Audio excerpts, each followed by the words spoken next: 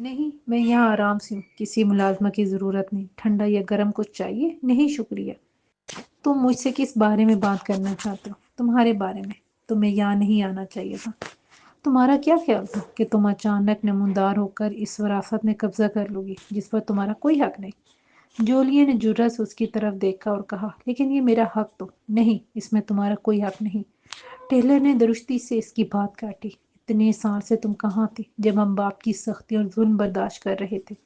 इसने हम सबकी जिंदगी जहन्नुम बना कर रखी थी। तुमने ये सब परेशानी और मुसीबतें नहीं देखी जिनका सामना हमने किया है, इसीलिए हम इस विरासत के ज्यादा हकदार हैं, तुम नहीं। तो तुम मुझसे क्या चाहते हो? टेलर ने कहकर लगाकर तंजिए लहजे में दोहराया। मैं तुमसे क्या चाहता हूँ? तुमने यहाँ आकर सब कुछ गड़बड़ कर दिया है, तुम्हें मालूम है ये? क्या मतलब? मैं समझी नहीं, जोलिया ने उलझ कर कहा। ये बहुत सादा सी बात है। इसने जेब से रिवॉल्वर निकाल कर कहा, तुम्हें गायब होना होगा। जोलिया बेख्तियार एक कदम पीछे हट गई। लेकिन मैं, इसने कुछ कहना चाहा। खामोश रहो, वक्त जाया ना करो, वो डांट कर बोला। हम थोड़ी देर के लिए जरा बाहर चलेंगे, और अगर मैं तुम्हारे साथ ना जाऊं तो तुम जाओगी? जाओगी क्यों नहीं, जिंदा या मुर्दा, जैसा तुम चाहो। टेलर ने बात अभी खत्म की थी कि दूसरे कमरे में उसकी आवाज गूंजी। जिंदा या मुर्दा, जो तुम चाहो। वो ठिठका। इसने घूमकर उसकी तरफ देखा जिस तरफ से आवाज आई थी। कौन? ये क्या है? दरवाजा खुला। स्टेव, साइमन, इंस्पेक्टर और दो पुलिस एहलकार अंदर आए। स्टेव ने टेप रिकॉर्डर थाम रखा था। इंस्पेक्टर आगे बढ़ा और बोला, मिस्टर टेलर, रिवॉल्वर मेरे हवाले कीजिए। टेलर लम्हे भर को साकित हो गया, फिर चेहरे पर एक जबरदस्ती मुस्कुराहट लाकर बोला, जरूर जरूर, ये लीजिए। मैं तो बस इस खातून को डराने की कोशिश कर रहा था कि ये खुद ब खुद यहाँ से चली जाए। ये फराड है। इसने रिवॉल्वर इंस्पेक्टर के हवाले कर दिया। ये हमारी विरासत पर दांत गाड़े बैठी है, लेकिन मैं कभी इससे इस मकसद में कामयाब नहीं होने दूंगा, इसीलिए। टेलर, बस अब ये तमाशा खत्म हो चुका है, स्टेव ने इसे टोका। तुम क्या बातें कर रहे हो? तुम तो उसके लिए वुडी को मुर्दे इल्जाम ठहरा रहे थे। स्टेव ने मुस्कुराते हुए कहा, वुडी इतना होशियार नहीं है कि इतना बड़ा मंसूबा बनाए, और कैंडल को भी पैसे की इतनी ज्यादा जरूरत नहीं। तो हम लोगों ने तुम्हारी निगरानी करनी शुरू की। तुम्हारे बाप के बॉडीगार्ड की जेब से तुम्हारा नंबर बरामद हुआ, क्योंकि तुमने इसके जरिए अपने बाप को कत्ल करवाया। फिर तुम मार्गो को जाली जोलिया बनाकर लाए और बार बार खुद ही उस पर शक करते रहे ताकि तुम पर कोई शक ना करे। तुमने ही अपने बाप के ताबूत से उसकी लाश गायब करवाई ताकि डीएनए ठीक ना हो सके। तुमने ही किसी और शख्स को मशहूर सुराख रसां जाहिर करके मार्गो के फिंगरप्रिंट्स के साथ जाली फिंगरप्रिंट्स को मिलाया। जब काम निकल गया और मार्गो अपना हिस्सा मांगने लगी तो तुमने इसे मेंटल अस्पताल भिजवा दिया, जहां वो सदमे से पागल हो गई है। टेलर बड़े सुकून से बेतासुर चेहरे के साथ इसके तमाम इल्जामात को सुनता रहा। फिर जब वो बोला तो उसकी आवाज में खतरनाक गैर फितरी सुकून था। तुमने इन तमाम इल्जामात की बुनियाद इस सबूत को बनाया है कि एक मुर्दा शख्स के पास मेरा फोन नंबर था। इस तरह मुझे अपने जाल में फंसाने की नाकाम कोशिश है। अब सुन लो कि मैं अपने बाप के बारे में फिक्रमंद था कि इसके बहुत से दुश्मन थे, और मेरा ख्याल था कि दमित्री गफलत से काम लेता है। मैं फोन करके इसे होशियार रहने की ताकीद करते रहता था। सुराख रसां को मैं नहीं जानता कि वो कौन था और इसकी जगह कौन आया। रही मार्गो, तो उसने ऐसा ड्रामा रचाया कि हम सब इसे अपनी हकीकी बहन समझने लगे। लेकिन अचानक न जाने से क्या हुआ, इसे पागलपन के दौरे पड़ने लगे। वो हम सब पर हमला करने लगे, तो हमें मजबूरन इसे मेंटल अस्पताल भेजना पड़ा। ये सब हमने राज में ही रखा, मीडिया को इससे दूर रखा ताकि खानदान को इन तमाम स्कैंडल से बचाया जा सके, और तुमने अपनी तरफ से ये दास्तान काट ली। लेकिन तुम तो यहाँ मुझे कत्ल करने के लिए आए थे, जोलिया ने दखल दिया। टेलर ने अपना सर झटकर बोला, मेरा तुम्हारा मारने का कोई इरादा नहीं था। तुम एक जालसाज और झूठी औरत हो। मैं तुम्हें डराना चाहता था कि तुम यहाँ से चली जाओ। तुम झूठ बोल रहे हो, जोलिया चिल्लाई, लेकिन टेलर ने उसकी तरफ कोई ध्यान नहीं दिया और बाकी दूसरे लोगों की तरफ मुड़कर बोला, मैं तुम लोगों पर यह भी वाज़ह कर देना चाहता हूँ कि इस तमाम स्कैंडल के पीछे हमारे खानदान का कोई फर्द मुलविस नहीं। अलबत्ता कोई और शख्स है जो मुमकिन है सब कुछ जानता हो, और वो इस तमाम मामले को हवा दे रहा है। किसी ने उस लड़की को यहाँ जोलिया बनाकर भेजा था ताकि इसके जरिए विरासत में कुछ हिस्सा हासिल कर सके। تم لوگوں نے اس پہلو پر غور ہی نہیں کیا۔ پھر وہ سائمن سے براہ راست مخاطب ہوا۔ میں تمہیں اور اسٹیو دونوں کو عدالت میں لے کر جاؤں گا۔ میں تم دونوں کو کنگال کر کے چھوڑوں گا۔ تم کوڑی کوڑی کے محتاج ہو جاؤ گے۔ میں تمہارا وہ حال کروں گا کہ تم تمنا کرو گے کہ کاش تم مجھ سے واقف نہ ہوتے۔ میں اربوں کا مالک ہوں۔ میں تمہیں تباہ کرنے کے لیے آخری حد تک جاؤں گا۔ پھر اس نے اسٹیو کی طرف دیکھا اور بڑے اعتماد سے بولا، اور بطور وکیل تمہارا آخری فعل ہیری سیڈن فورڈ کی وصیت پڑھنا ہوگا۔ تم سمجھ رہے ہو نا اچھی طرح سے میری بات؟ میں جا رہا ہوں۔ میں دیکھتا ہوں کہ تم قانون کی جنگ کس طرح لڑتے ہو۔ تمہارے پاس میرے خلاف کوئی شواہد ہیں اور نہ کوئی ثبوت۔ Okay, good evening. وہ موسیقی اڑاتے ہوئے بولا اور ان سب کی آنکھوں کے سامنے دروازے سے باہر نکل گیا۔ وہ سب بے بسی سے اسے دیکھتے رہے۔ اس کی جانے کے بعد سب سے پہلے انسپکٹر بولا، او میرے خدا، تم لوگ اس پر یقین کر سکتے ہو؟ کیسا خطرناک شخص ہے یہ! ایسے ہی بک رہا ہے، اسٹیو نے کہا، لیکن وہ قانون کی پیچیدگیوں سے واقف ہے۔ اسے معلوم ہے کہ ثبوت کے بغیر اس کے خلاف کوئی کارروائی نہیں ہو سکتی۔ میرا خیال تھا کہ ہم سب کو اکٹھا دیکھ کر وہ گھبرا کر اعتراف کر لے گا، مگر میں نے اس کے بارے میں غلط اندازہ لگایا تھا۔ سائمن کو ہنسی آ گئی اور وہ بولا، ہمارا تو سارا منصوبہ دھرا کا دھرا رہ گیا۔ ہمیں اندازہ نہیں تھا کہ وہ قانون کا ماہر ہے۔ دمیتری اور مارگو کے بیانات کے بغیر ہم اس پر ہاتھ نہیں ڈال سکتے۔ اور اس نے مجھے جو ڈرانے اور میری جان لینے کی کوشش کی ہے، جولیا بولی۔ تم نے سنا نہیں کہ وہ کہہ رہا تھا کہ اس نے تمہیں صرف ڈرانے کی کوشش کی تھی، اسٹیو نے کہا، لیکن وہ مجھے قتل کرنا چاہتا تھا۔ مگر ہم اس کے خلاف کچھ نہیں کر سکتے۔ ہم ابھی تک وہیں ہیں جہاں سے چلے تھے۔ صرف یہی نہیں، ہم اس سے زیادہ برے مقام پر کھڑے ہیں۔ ٹیلر نے کھولی دھمکی نہیں دی کہ وہ ہمیں عدالت لے کر جائے گا۔ وہ ہمارے لیے مصیبت بن سکتا ہے جب تک کہ ہم اس کے خلاف ثبوت مہیا نہ کر لیں۔ وہ سب چلے گئے تو جولیا نے اسٹیو سے کہا، یہ جو کچھ ہوا مجھے اس کے لیے بہت افسوس ہے۔ مجھے لگتا ہے کہ اس کے لیے میں ذمہ دار ہوں۔ اگر میں یہاں نہ آتی تو وہ پریشانی کی وجہ سے بات بھی مکمل نہیں کر سکی۔ بے وقوفی کی باتیں مت کرو، اسٹیو نے کہا، ایسا کچھ نہیں ہے۔ مگر وہ تو کہہ رہا تھا کہ وہ تم لوگوں کو برباد کر دے گا۔ کیا ایسا ہو سکتا ہے؟ دیکھتے ہیں کہ وہ کیا کرتا ہے، اسٹیو بولا۔ جولیا نے ہچکچا کر کہا، اسٹیو، میں تمہاری مدد کرنا چاہتی ہوں۔ کیا مطلب؟ وہ حیران ہوا۔ امید ہے کہ مجھے وراثت میں کافی رقم ملنے والی ہے۔ تم اس میں سے جتنا چاہو لے لینا تاکہ تم اپنا کام دوبارہ شروع کر سکو۔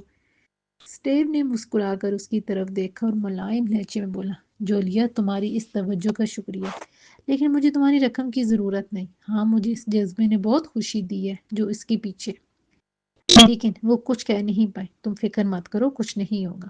مگر وہ ایک بڑا آدمی ہے، وہ انتقام لے سکتا ہے۔ تم نے بھی بہادری کا ثبوت دیا، اپنی جان کو خطرے میں ڈال دیا۔ تم نے کہا تھا نا کہ اسے کسی ثبوت کے ساتھ پکڑا جائے، تو میں نے سوچا کہ یہ اچھا موقع ہو سکتا ہے کہ اسے جال میں پھانس لیا جائے، مگر ہوا اس کے الٹ۔ ہم خود اس کے جال میں پھنس گئے۔ جولیا چند لمحے خاموش رہی، پھر اس نے آہستگی سے کہا، اسٹیو۔ اسٹیو اس کی طرف متوجہ ہوا۔ جولیا نے دراز پلکوں کو جنبش دی اور بڑی بڑی سلیٹی آنکھوں سے اس کی طرف دیکھا۔ اسٹیو ان کی خوبصورت آنکھوں اور باتوں کو سمجھنے سے ہچکچایا تو اس کے گلابی لبوں نے وہ بات کہہ دی، اسٹیو، جیسے بھی ہے لا تو میں تمہیں اکیلا نہیں چھوڑوں گی۔ رات بھی جولیا بیڈ پر لیٹی یہ سوچتی رہی کہ اسٹیو کو اس بحران سے کس طرح بچایا جائے جس میں وہ اس کی وجہ سے مبتلا ہوا تھا۔ اسے بار بار یہی خیال آتا تھا کہ اسے یہاں نہیں آنا چاہیے تھا، لیکن اگر وہ یہاں نہ آتی تو اسٹیو سے کیسے ملتی؟ دوسرے کمرے میں اسٹیو کی سوچوں کا محور جولیا تھی۔ جس طرح اس وقت دونوں کے درمیان ایک دیوار حائل تھی، اسی طرح بہت جلد دونوں کے درمیان اربوں کی دیوار حائل ہونے والی تھی۔ اسے جولیا کی وہ خوبصورت بات یاد آ رہی تھی جس نے اس کے دل میں چراغاں سا کر دیا تھا، مگر وقت نہ جانے کیا دکھانے والا تھا اور کون سی کروٹ لینے والا تھا۔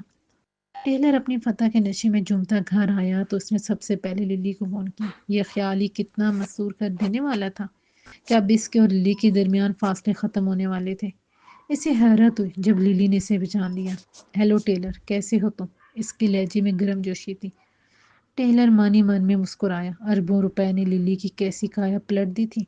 اس نے جواب دیا، میں ٹھیک ہوں، میں تمہاری کال کا انتظار کر رہی تھی کہ تم کو اچھی خبر سناؤ گے۔ ٹیلر کے رگوں پہ میں شادمانی کی لہر دوڑ گئی۔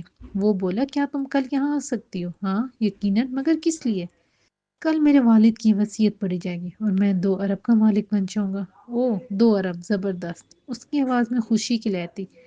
میں چاہتا ہوں کہ اس خوشی کے موقع پر تم میرے ساتھ ہو اور ہم دونوں وہ سفید بیری بیڑا خریدنے کے لیے جائیں جس کی تم نے فرمائش کی تھی۔ او ٹیلر، یہ تو کسی سہانے خواب کی طرح لگتا ہے۔ تو پھر تم آ رہی ہو؟ ہاں ضرور، وعدہ، ہاں وعدہ۔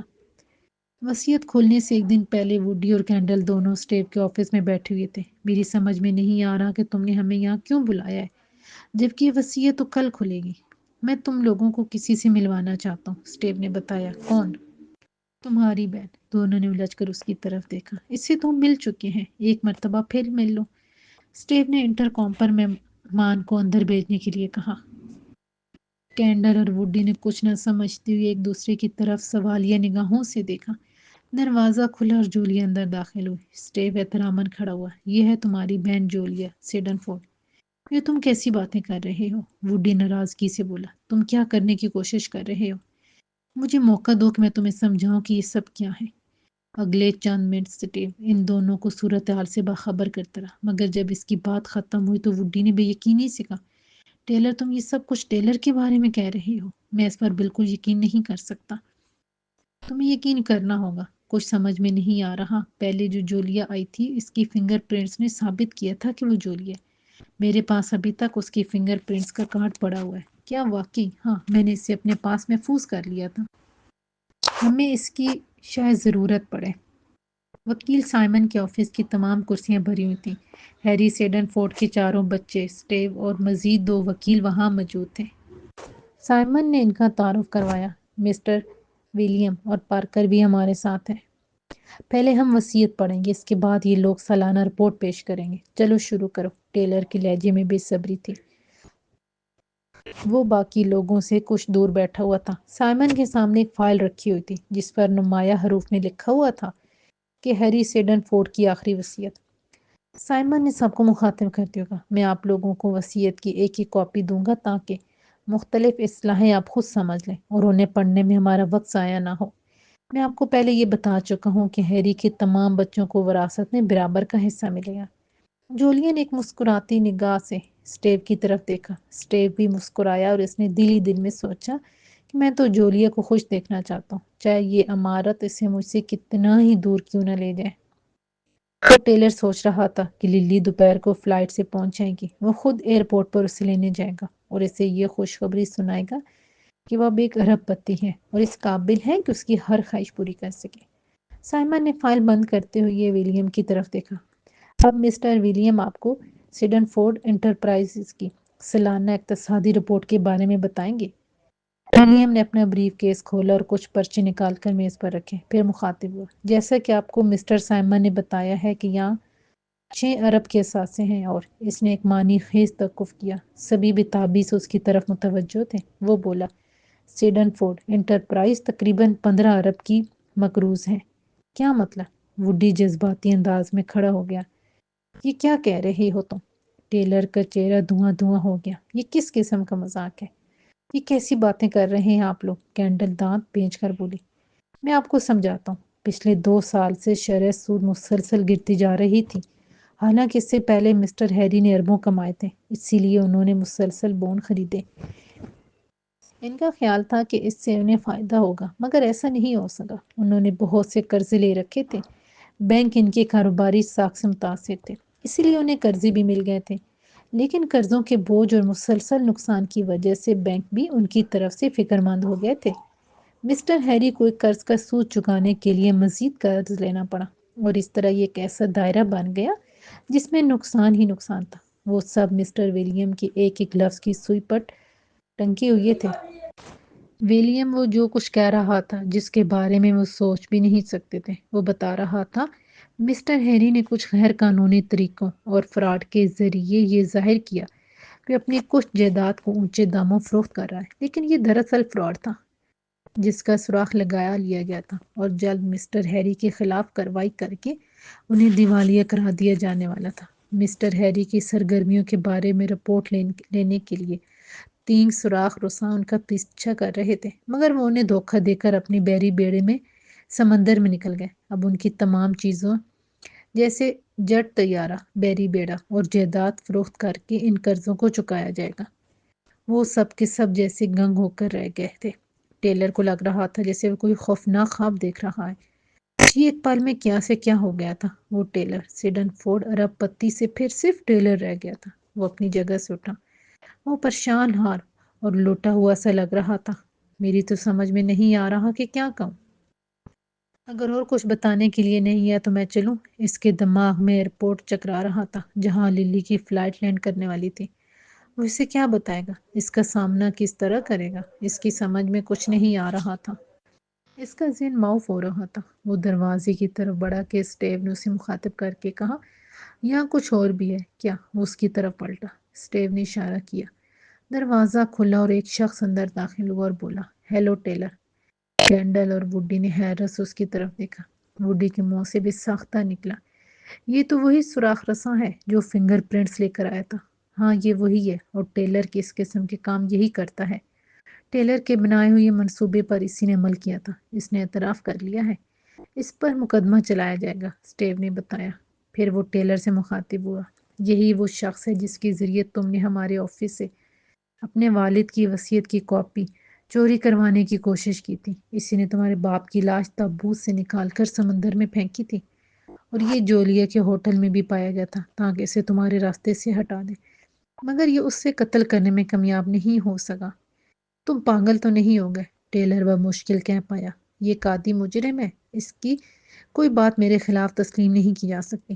کیا تم نے اس سے پہلے اس شخص کو دیکھا ہے؟ ہاں۔ اس کا نام کیا ہے؟ اسٹیو نے پوچھا۔ اس کا نام؟ خود کو جال میں پھنستے دیکھ کر ٹیلر خاموش ہو گیا۔ اس کا نام میں بتا دیتا ہوں، یہ بیکر ہے۔ ہوگا، ٹیلر انجان بن کر بے نیازی سے بولا، لیکن تم نے اپنے خاندان والوں سے اس کا تعارف سراخ رساں فرینک کی حیثیت سے کروایا تھا۔ ٹیلر کے لیے اب کچھ کہنا مشکل ہو گیا۔ ہاں، لیکن وہ بات مکمل نہیں کر سکا۔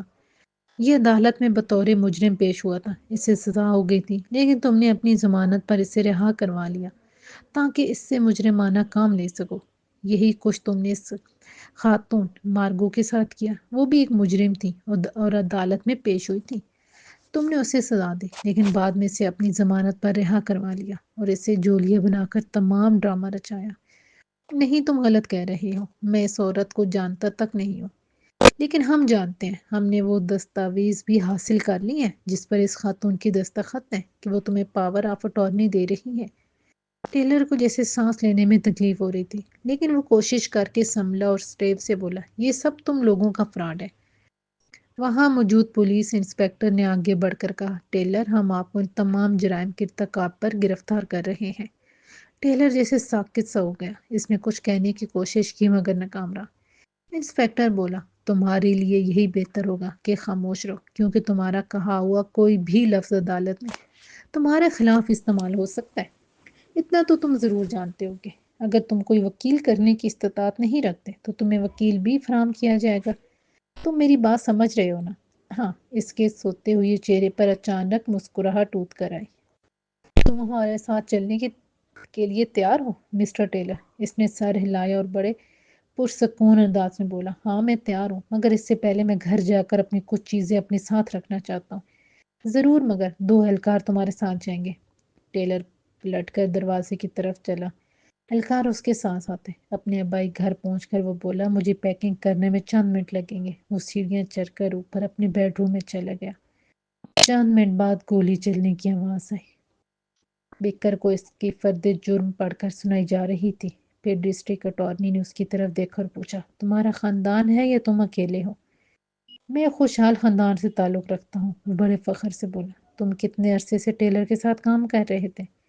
میں کسی ٹیلر کو نہیں جانتا۔ اگر تم نہیں جانتے تو تمہیں میں یاد کروا دیتا ہوں۔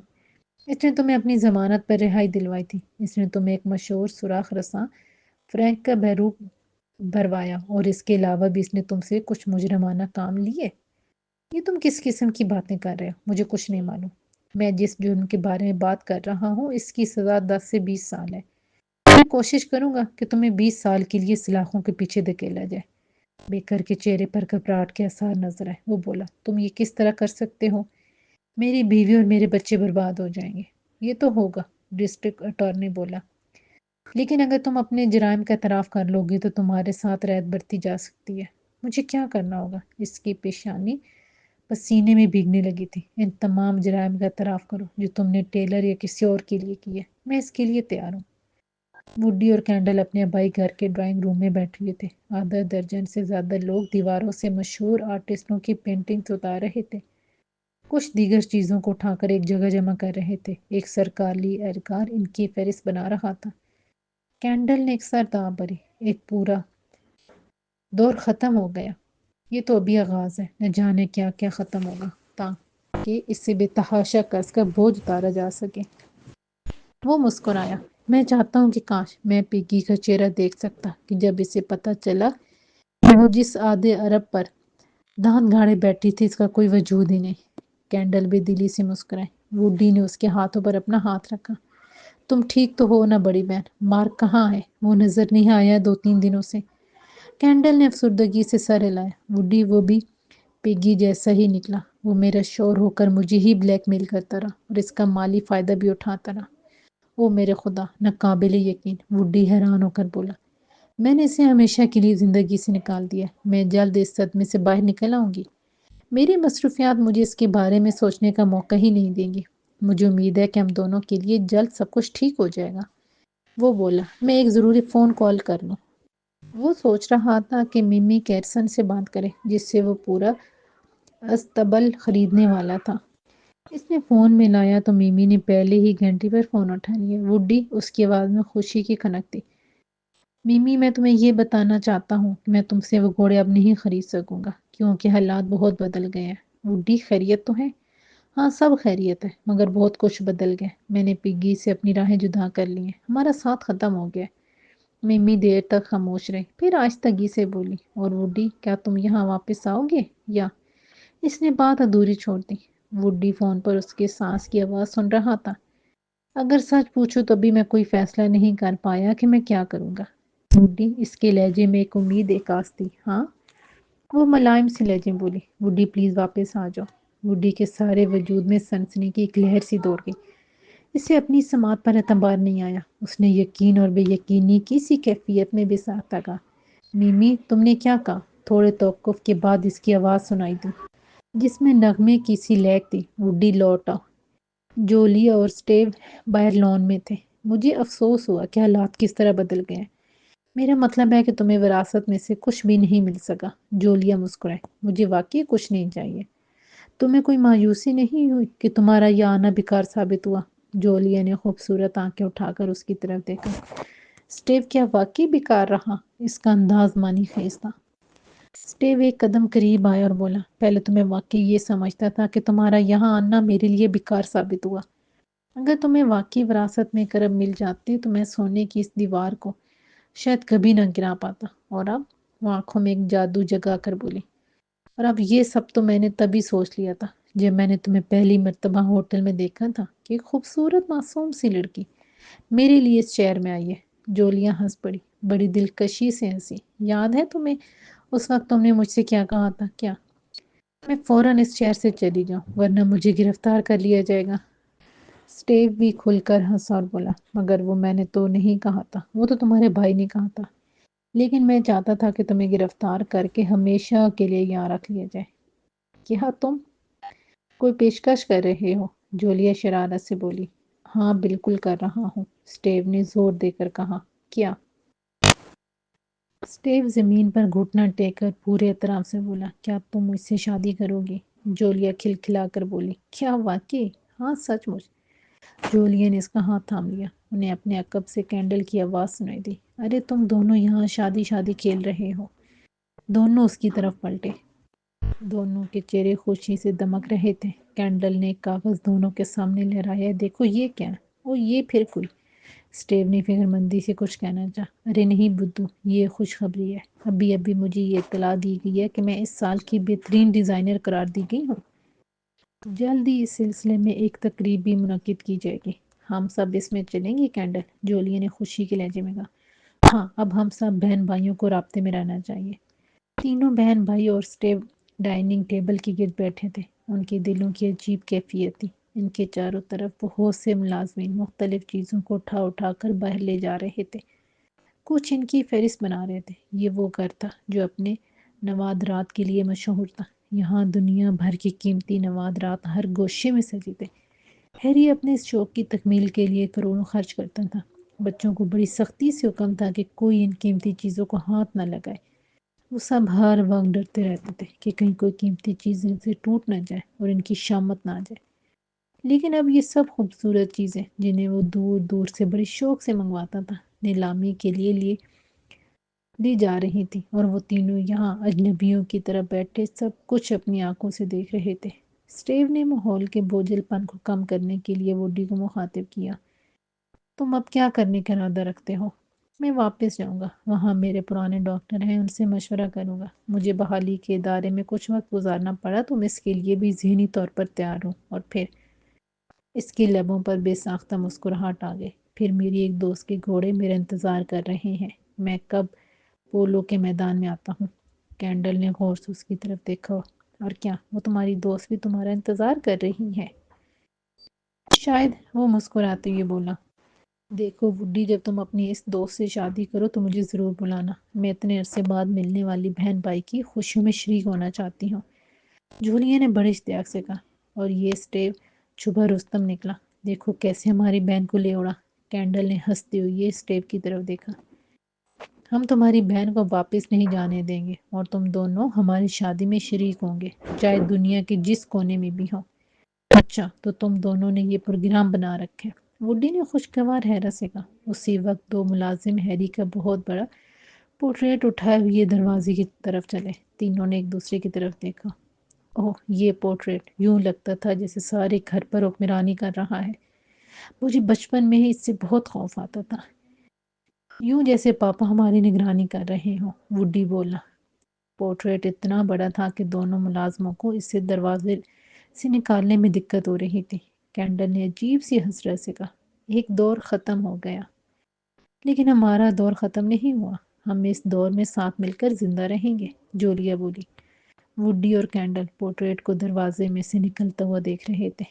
وڈی زیر لب کہہ رہا تھا، ہمیں پاپا کی کسی وراثت کی ضرورت نہیں۔